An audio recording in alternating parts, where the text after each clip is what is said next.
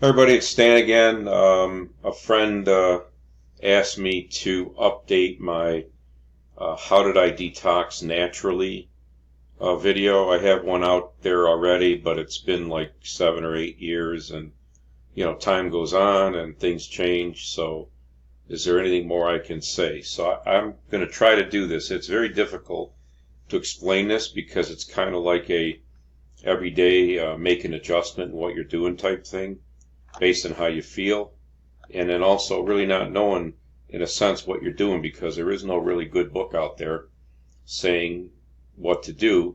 And as you'll see in my comments here, we're all different, so everybody has a different book to follow. So that's really important to understand. So anyway, my comments on all my videos are right here. What my goal is just to open up our minds and possibilities to um, new ideas and things we believe about this, that, and the other thing, so that we can find our true root cause to why we don't feel well. Always have an open mind to find truth.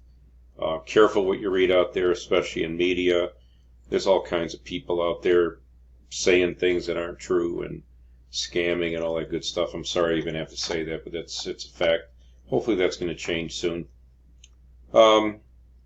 So my point is to try to find the true root cause of things. I noticed one thing with people is they think they have the root cause, but they don't take it deeper. Like, okay, food is poisoning us. That's the common thing we see right now. And everybody says, okay, it's all our food. And I'm like, well, but what's in the food? What exactly is in the food? Why is that stuff in the food? Who okayed it to be in the food? That kind of thing. So, try to go layers deeper when you think of solutions to things, or what you may think is your root cause, because you might be missing something by not going deep enough. MTHFR talked about that a million times. Definitely look into that. Make sure all your detox pathways are being cleared and supported. Your kidneys, liver, sorry. Then a few other comments that I just put down here as kind of key things that I ran into. The mom transfers toxicity to babies. There's other things that could be affecting you. My friend says start with metals, though. Actually, I'm going to put that in there now.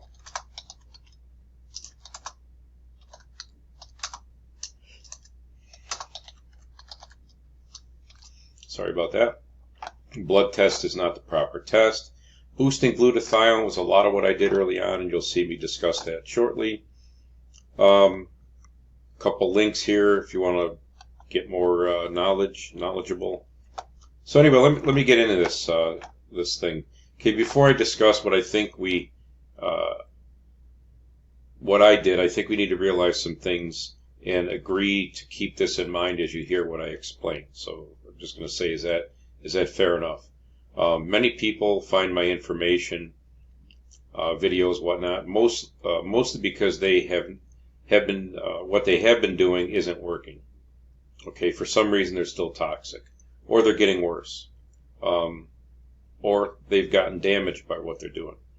So here's what I say is to consider this. We are all different, so what works for me may not work the same for you. As an example, if your levels are, say, 89% mercury and mine are 89%, would we both see the same symptoms? I would say no. Okay, then how could any detox work the same on each of us if we're both exact same levels and different symptoms? Like, you have to understand that, I guess. So do you think at a level of 89% we each have the exact same distribution of mercury in our bodies? Is it laying in our bodies all in the same place? And then if you try to detox and we both use the same detox, would it come out of us the exact same way? I would think no, absolutely no. Just because your body's poisoned and you're at a different age than me, or you have other issues, you might have mold, you might have other mycotoxins and all this kind of stuff. You might have MTHR worse than I do or less than I do. So many variables. So you have to keep all that in mind when you listen to what I'm going to say here.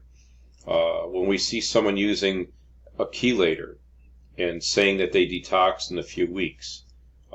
My question is, does that really seem possible? I mean, I personally don't see how that works, based on my experience, okay? I do know that chelation by intravenous works fast, can work quite fast, because large amounts of the toxin comes out with each IV. Few people recommend IV, mainly because there's a lot of redistribution, and there's no control over that, and the long-term unknowns of what that can do to a person. Okay, I did 3 IVs about 30 years ago. I had amalgams at the time, and now they say absolutely never chelate with amalgams, and for sure don't do IV. So my question is, am I permanently damaged somehow from that? How would I know? Okay, there's no test for it. I don't know a test to say, yep, you're damaged. So, I have to keep all that in mind as I'm going through my detoxing and what I'm trying to do to get well. At one point, I had chronic kidney disease. About 20 years or so later, after the IV. So I'm thinking to myself, did the IV damage my kidneys to the point that when I was going through the dump, which is when I had the chronic kidney disease, my kidneys just couldn't handle it? That's my belief, but I have no way to prove it. Okay? Yeah, my kidney specialist had nothing to say about it. He said, whatever you're doing, keep doing it because your kidneys are getting better, which he said never happens. So anyway, I don't want to get into that, but I have read that IV, might be suggested as a last resort type thing. Like if you're really, really, really sick, then maybe you might want to do IV because it'll take a lot of bad stuff out of you, but you might, take the risk of harming yourself in another way. My buddy was very poisoned, and IV helped him. We were both mercury poisoned from work. It never cured him, and he eventually had to stop the IVs because he couldn't afford them, and other things are going on. He had about 12 diseases, which in my opinion were all from mercury. He eventually passed from heart issues after about a 15-year battle with all those diseases. So here's a huge thought. No matter what protocol any of us use, we can only do one protocol at a time. So if we have good results or bad, it's hard to then say whether another approach may have been better or worse. Okay, think about that a lot. I watch a lot of people in various chelation protocols, and I seem to do as well or better than most of them. And I was close to unable to function as far as how sick I was when I was doing that. So did my staying natural, was that a best choice for me? There's no one can say, because I can't go back to where I was and re-poison myself and then try another method and compare. I would never do that. But I don't know if you're getting my point here. It's very hard for me to say what I did is, I can't even gauge it, to be honest. I was just fortunate and lucky. I did a lot of research. I had reasons for what I did. And I trusted my gut a lot. And I think I did quite well. And like I said, I know I was doing better than a whole lot of people that were doing oral chelation. So why would you might not want to do chelation? Okay, there's no way to not cause distribution, in my opinion. Okay, for me that is uncontrolled moving of mercury to places in the body. Maybe I don't want that to happen. For instance, it might go to my heart, my kidneys. Also for oral, I decided that sleep was more important than detoxing back then. Sleep is a natural healer. So are all the oral chelation people depriving themselves of sleep? And is that really a smart thing? Again, you can't do both. You can't do oral or oral chelation and not do oral chelation and sleep and then compare the two. You only got to go down one path. So it's hard to say yes or no to any of this stuff. So really, I'm just saying, think about it, before you make a choice. Always trust your gut. I trust my gut a lot through this whole effort. Constantly trying things, adjusting things, comparing results, listening to other people, but then, trying it on myself carefully and seeing what happens. So I think that's very important. Listen to your gut. If you're not feeling right and maybe a doctor's helping you, And the doctor's saying, "Oh, you're having great results," which I had one person tell me that, and I said to them, "You're shaking uncontrollably from the treatment the doctor's giving you, and he's saying you're having great results. I think you're not doing so well. I would stop everything you're doing and see if the shaking settles down, and see if you could feel better." And this person did that, and 2 days later they got a hold of me and said, "Wow, oh my God, I'm not shaking. I feel better." And I knew all the reasons why they were not feeling that way, but for some reason, the doctor was telling them they're doing great.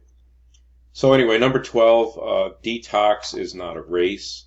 Slow and steady wins the race. I mean, that's what I've been doing. I think that's very hard for people because I'm going to put that in there. We all are kind of taught and indoctrinated, okay, to take a pill and get well. And that's not how this works. I wish it did, but it just doesn't. So, you have to get that mindset change where I'm not going to just take a pill every day and imagine, like antibiotic, take for 10 days and you're well, or 2 weeks. It just doesn't work that way. And the sooner you realize it might take longer than you think, that might be the biggest point I'm making right now. The better you'll do, because you'll not get frustrated. You'll not get, all the different emotions that happen as you're trying to get well, because I know how bad it feels to feel sick with this. And we all want to feel better. We can't wait till we feel better. But boy, it's a tough road digging out of this. I remember my acupuncture doctor saying to me, some people, might not get well because getting well is a lot of hard work, and they might just be too worn out to do it, or they just can't handle it. So very sad to think that way, but it was interesting that she told me that. She kind of told me that before I got into trying to do some treatment with her because of how bad I felt. So anyway, I see many people say that they were still detoxing after 2 or 3 or 5 or 8 years. This, I think, is more realistic than, I got a lot of typos here, than a few weeks or a few months. So just wanted to make that point. So I'm about year 8 after removing my amalgams. And this isn't exact. This is the best I can remember. I mean, I didn't really keep exact notes. I used to, but then, after 8 years, this stuff just wears on you, and you just want to get away from it. So this is approximate. When I was year 3, I thought my adrenals were back to normal.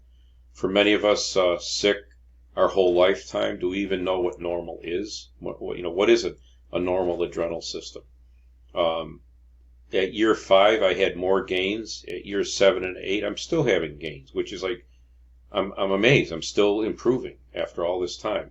So what are the gains? For me, it's a more natural ability to sweat. At one point, I couldn't sweat. I would overheat, which was very bad because I played drums in a band.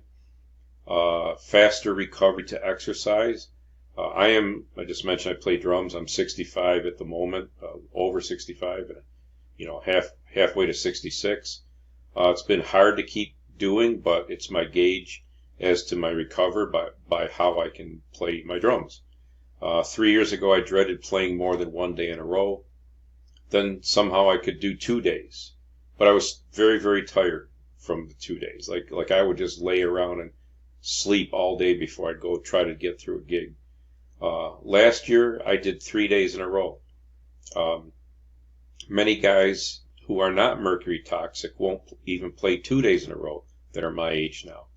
And I did 3 in a row, and I did not feel that bad after each day. I recovered, like after running, how you recover, which was phenomenal. I was like thrilled that I felt good enough to try it again.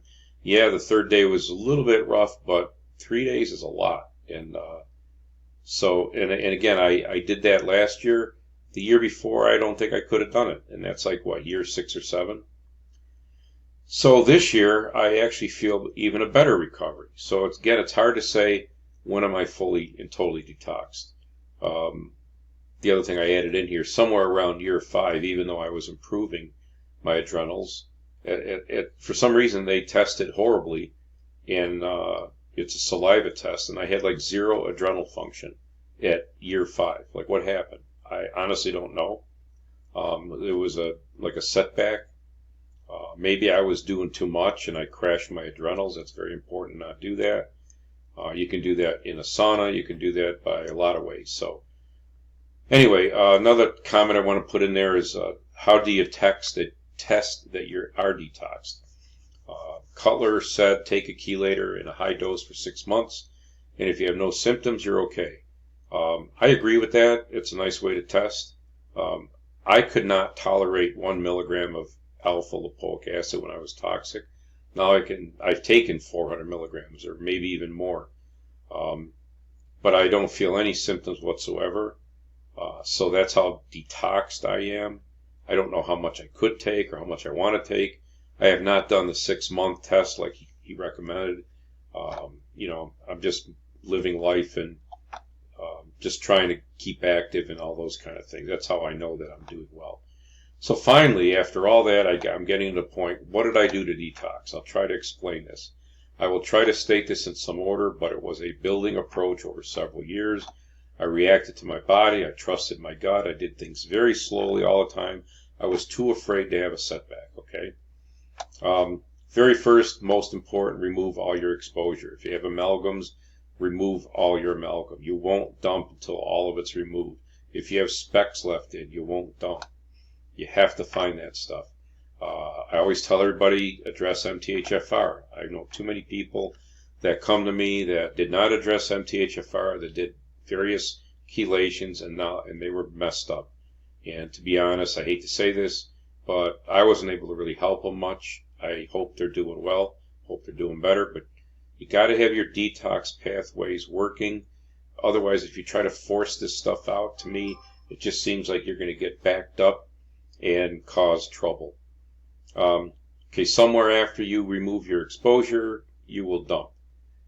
I had a typical dump that's on page 52 in Cutler's book. I remember that page number. I've referred many people to it. A friend of mine feels that there are long dumps that last over a couple years, and that's generally over 2 years of bad symptoms. In her case, she was with Lyme at the time, and she feels she was removing both mercury and Lyme at the same time, which might have brought on the long dump and had the bad symptoms. And I just typed in here for people that know about Lyme. She had 5 positive Lyme bands and had no results with antibiotics. And once the mercury was removed and she dumped, the Lyme bands were gone. So that's pretty interesting there. I'm not a Lyme expert, don't know anything about it. I was tested for it and I don't have it. So that's about all I can say about it. Some people say they have a longer dump than a couple years, and some don't think they dumped at all. That I don't understand. And I don't understand if they're really on the way to recovery, if they never dumped. Maybe somebody out there knows more than I do and can comment on that. I know too many people who kept chelating with poor results.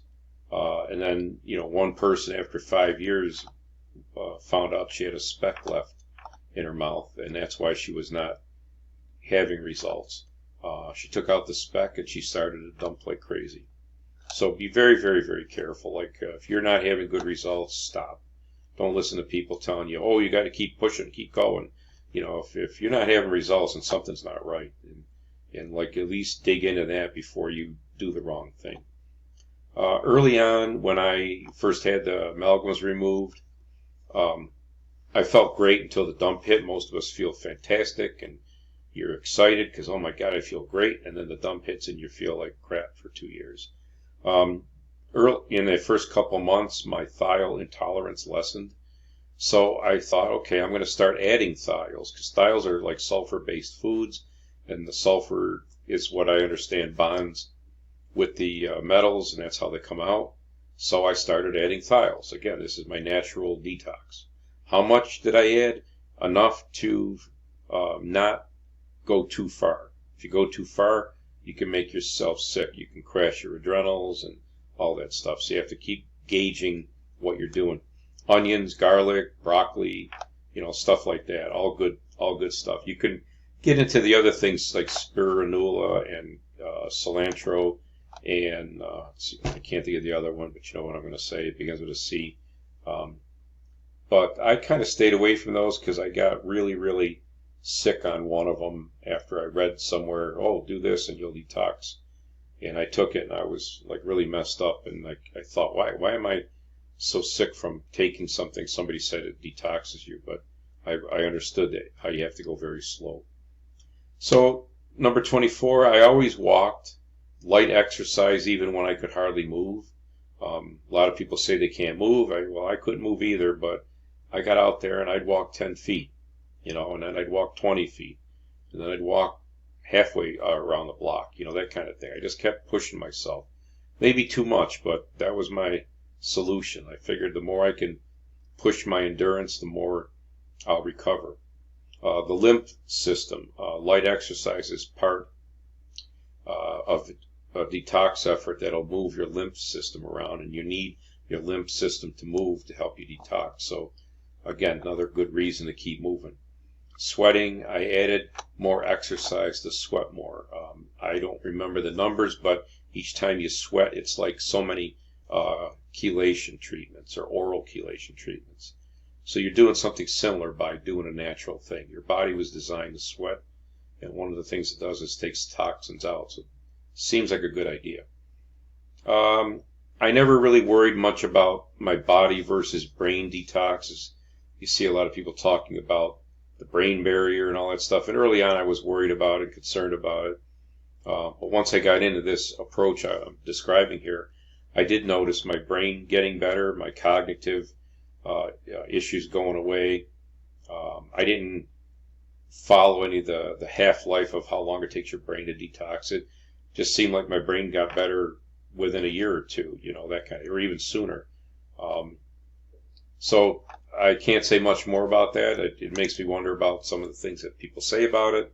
But, they try to, I guess I'm an engineer and I'm a numbers guy in a way, but I see people putting numbers and timelines and stuff like it's an exact science. And I just don't see this that way. I see this as it's exact for me and it's exact for you. And I can help and guide you, but I can't guarantee, one way or the other until you prove to yourself what you can do with different techniques or supplements or whatever. Glutathione, I did everything I could think of to boost glutathione. That's your body's natural detoxer. I took something called ASEA. A lot of people say it's a scam, it's fake salt water, blah, blah, blah. I took it at the time when I was desperate to take anything, and I believed in the glutathione thing. And I believe it helped me a lot, okay? Maybe it helped me get through this, and that was maybe a key thing that really helped me get through this. I really don't know. But I did take it. I did stop after a while. I take it off and on, back and forth, because I just keep going back to it thinking, yeah, maybe that was a good thing to take. But you get to the point with what all this stuff costs, you can't take everything, right? So when I keep trying to tailor back on what I take, so I'm not spending so much money, but also I don't like taking so many supplements. That someday I want to get to where I take nothing, and I'm down to that now. But I'm dealing with some digestive issues right now, which might be from diverticulitis. So I'm taking things to try to help that. So you're always maybe that's a fallout from all this stuff, and I think it is because your digestive system takes a beating when all this stuff comes out of you. Don't take glutathione supplements directly. They say, I have not tested that, but then some people say it is okay to take it direct. Don't do IV glutathione at all. It's just going to really move stuff around. I helped at least 3 people on that who were a total mess. So be very, very cautious. There's also supplements to take. I didn't put them in this, but you can look them up. That help your body make more glutathione. That would be the best approach because, again, it's natural. Your body's going to make as much as it needs. It's going to apply it the best way it knows how. It's going to do it safely. It's not going to do something to hurt you. Your body's very, very smart if you help it. Bowels, especially during a dump, some groups say it doesn't reabsorb. I totally disagree with that, and I think that was my biggest wrong thing I did during the dump. Everything comes out that way, so keep it moving, okay? At the time, I believe, I won't say what group, that said, oh, it doesn't reabsorb. Well, I think that was totally wrong, and I probably messed myself up by not trying to help that out any better than it was coming out on its own. Supplement. Some basics, supplements that take that mercury affects in a bad way is zinc and magnesium. Why those two, I won't get into, but those are important to supplement. Milk thistle for liver support is good. Castor oil packs in your liver is good. Anything to help your adrenals. I had a hard time finding anything that would work. There's a few things out there, but try to support all those things as best as you can. The Cutler group talks about the core four, at least when I was in that group before I got kicked out because I talked about this too much. So I think it's still important to supplement with the basics. Okay, slow. Okay, I already talked about this before, but go slow on any supplements. Take one at a time to be sure there's no interactions, because if there are interactions, you won't know which one was causing it. If you're taking like a multi-supplement or combination supplement, don't go too fast because you can trigger detox symptoms, and you'll think, oh, this isn't working. Stan said to take methyl B vitamins for MTHFR, and I took them, and I feel horrible. Well, some people aren't. They're sensitive to certain methyl B vitamins. They can't even take them, no matter what they do. A friend of mine just got B injections and got very sick, and I said, you said injection? Is there mercury in the injection? And she looked it up and said, oh my God, yes. So, there you go. Even all of us that have been dealing with this, it's so easy to take something that has bad stuff in it. One thing I didn't mention in there, and I should, fish oil supplements. Maybe I did later, I don't remember right now, but I reacted to the mercury and fish oil supplements. Okay, I wanted to get that in there. I was taking that every day and feeling horrible every day, and until somebody said, it's the fish oil, there's trace mercury in it. So now I can take the supplement fine, but I am subjecting myself to small amounts of mercury, but I seem to be okay. So I don't take fish oil a lot, though. Water, lots of water to flush the kidneys and liver and bowels. I probably didn't drink enough water because I just didn't feel right. If you do take a supplement, take it for maybe up to 4 weeks to be sure it's not adversely affecting you. Sometimes you'll find out in the first hour it is, or a couple hours. But take it long enough to make sure it's really helping. And again, don't mix supplements. Don't take multi-vitamins with a million things in it, and then you might not be feeling well, and you can't figure out why because you're taking too many things. I already talked about combination supplements, especially with MTHFR.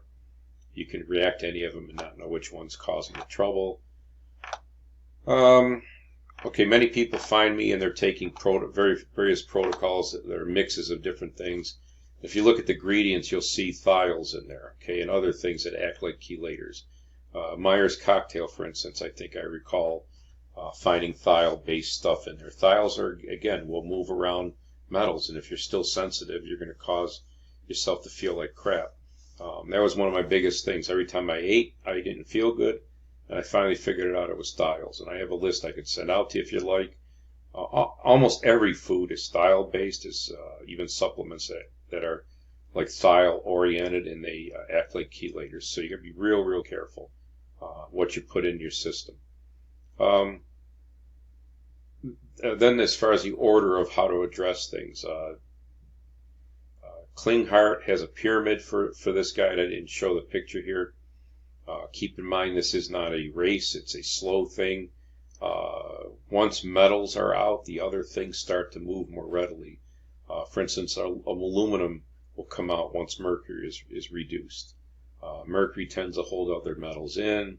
Mercury in metals is probably the first thing to take care of when you've got mold and other lyme and other toxins. Okay, so again, on my natural plan here, as I felt more energy, I added more sweating, and I added more thiols, and I added more things that I know can help detox, more moving around, more all that stuff. So sauna, a friend I helped said folks from 9/11 were told to use a sauna. So I went out, bought a small one-person sauna, and I sweated as much as I could when I bought that thing. I would often overdo it because I was so eager to try to get that stuff out of me. It happens easy when you're still fairly toxic, so you have to be very careful how long you stay in the sauna so you don't overdo it. You don't want to keep crashing your adrenals. I would definitely feel like an energy boost after, so I know that it was helping my adrenals. Like me, I'd stay in this little sauna for about 40 minutes, and that was about enough for me. Again, I already mentioned ASEA. I would add that back in every now and then because I just felt like maybe that was the thing that was really helping. Take it for about 4, 5, 6 months, and then I'd start getting tired of paying for it, so I'd go back to other things. It definitely is supposed to boost glutathione by as much as 8 times, which is quite a bit. And I think it might have been very key and helpful for me. I have a link if you'd like. I think I can help you with that, or find it yourself. So here's the key. All this happened over about now 8 years. A year from 0 to 1 was very slow. I was barely able to sweat. Year 1 to 3, I had gains in energy and symptoms going away. Most symptoms are gone in my first couple of years. When I say symptoms, I had like 100 plus symptoms. I had physical, mental, emotional, everything you can think of, okay? All the typical symptoms. Low energy and recovery we're still up to maybe the year 6 or more. And even now, like I said, this year, I just did a gig the other day. It's my first one in a long time. So I always am nervous about playing when I have not been staying in shape and, exercising on the drums. And I got to the gig fine. I had good energy. And then the next day I woke up, I was, even with not a lot of sleep, I was like recovered. I wasn't like dead to the world. And I think you know what I'm talking about. So again, still having gains, and it's like what, year 8? Last year I bought an e-bike. I like that versus walking, and I get more exercise. So I added more sweating and exercise with that. So a few years ago I could not ride a bike a couple miles. Now with the e-bike I've gone like 30 and even more miles. So I think that's phenomenal with how I feel and stuff. Again, I'm pushing 66. So here's the big question, how should I feel versus whatever normal aging would have been with this MTHFR symptom? I really don't know how I should feel right now. How would I know? I mean, I've been toxic for 50 years dealing with this stuff. Probably born toxic with the MTHFR from my mom or whoever, and amalgams, and I got poisoned at work. So my whole life I've been dealing with this. I really don't know what normal for me is, but I feel pretty good right now. I know that a lot of people are way less achy than me right now, and they have more energy. But I seem to outdo a lot of guys that are my age as far as drumming goes. So, again, we're all different. It's hard to say. I've been taking ivermectin lately. I take it as a preventative for the C word. I'm also going to get into fenbendazole for the same reasons. Do some research on parasites. You may be shocked at what that's all about. If we are toxic with heavy metals, it's often not just heavy metals. It's like I have 11 metals in me, and it's every place I work, that's what's in me. So that's kind of crazy, right? Big shock. Oxalates. Okay, a friend was very sick with mercury. I helped her through the dump. She removed amalgam. She had a very hard dump. After the dump, she still didn't feel well. She did more research. She got into oxalates, and she truly believes that's the key. It was even worse than mercury, and that's the whole issue. And she says eat low oxalate foods is the only way to, or no oxalate is the only way to get that stuff out of you. I never really dug into that a lot. I believe she's correct. She's a smart lady. You might want to, look into that a little bit more and see how that might play a role. Like if you're eating a lot of high oxalate foods, you might want to not do that. So I just added this before I started this. While you're detoxing, okay, I'm talking 8 years of time. Think about it. I'm getting older over 8 years. I'm not young anymore. I'm in the, my 60s. So different things happen as you get older. I mean, so you have to weigh all that. Plus, every day we're bombarded with new toxins. Like the way I say it, it's a battle each day for the rest of our lives to keep detoxing. My friend from the 9/11 situation talks about doing sauna and then feeling better for a while. Then after some time, people start filling back up. Like whatever is stored in us starts, overwhelming our body again, and we have to do something to go back in the sauna or whatever and keep detoxing. So I guess what I'm trying to say, try to picture in your mind, over 1 to maybe 8 years or 5 years. Hopefully it doesn't take you 8 years, but whatever time period, you're every day getting more toxic from what you're drinking and eating. So try to drink and eat as clean as you possibly can. And again, take that to the root cause. Realize that, in my opinion, I don't know how you can buy anything that's perfectly pure, okay? I think all the ground is traced with bad stuff. The rainwater is, the pesticides, everything. So you got to really, really, really look hard to get pure food, even organic stuff. I truly don't think organic is as pure as we all think it is, just because of what I just said.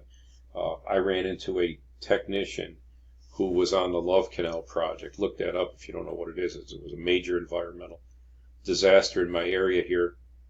And that technician said they would not eat anything that's grown in the ground, like in a 100-mile radius of where I live here, forever, because of the stuff that leached out from that. Now, is that true? I don't know. Is it possible? I would say sure it is. And, someday maybe we'll all know all the truth on that. But I guess my point is just be very careful. Read the labels. It's amazing what's on these labels that's put in our food. And my big thing is low levels and trace amounts of stuff can still harm you. So if you're trying to do this natural detox, these things I just mentioned here, where you're eating thials, you're eating more garlic, and you're exercising more, and you're taking certain supplements to try to balance things out better, you have to be real careful you're not putting bad stuff back in you as fast as you're taking it out. One other thing I want to mention here is this mineral balancing. If I ever did anything to help myself right now, there's a gentleman, I can tell you who he is on Facebook, who detoxes with mineral rebalancing, okay? We know that mercury throws our minerals off, right? And you can read that in a hair test. So his approach, and I'm sure he's not the only one that does it, but he rebalances your minerals so your body's minerals are where they belong. When your body sees that you're back in balance, your body can detox you properly. It makes so much sense. And it's all natural.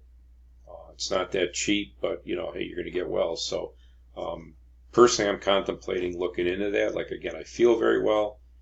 I'm playing my drums, and I can bang away all night long, 3 sets, and I recover quickly. I don't really have any symptoms really anymore that I can say are symptoms, but I'm sure there's still stuff in me. It comes out very slow, very much slower than it went in, and it seems like it takes forever to get it out. So, but if I did anything, I would do this mineral rebalancing.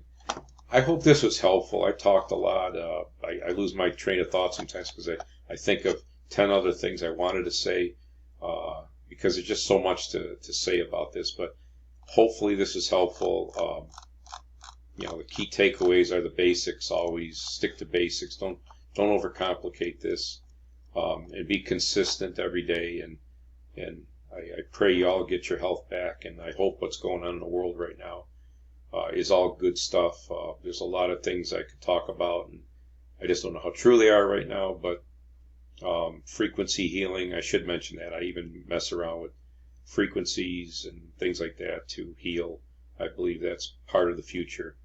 So I do a little bit of a lot of different things, grounding, that kind of stuff, all those natural good things that we should know about, and for some reason have been removed from our medical system and health system. So, all right, please like, comment, subscribe, pass my videos around. A lot of people do. I really appreciate it. And like if I can just help one person, it's one less person that's got to go through life struggling with this stuff. Take care. Thank you.